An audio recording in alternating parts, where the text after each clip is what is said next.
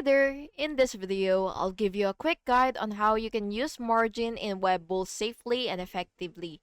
So the first thing that you will do is go to your account and then go to settings and margin trading.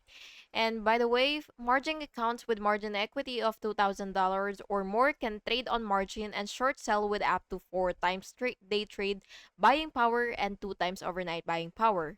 So by the way, after you go to your margin trading, you will read the margin agreement carefully, and then you will enable margin trading and set your initial margin balance, and then you will choose the stacks that you want to trade and using the margin, and monitor your margin balance regularly to avoid margin calls. And by the way, only use margin if you fully understand the risk involved. And by the way, this is the information about the margin, so you could just read this and so that you will be able to have a better understanding. And yeah, that's basically just it. And be careful and trade responsibly, and don't forget to like and subscribe if you found this video helpful. Thank you and have an awesome day.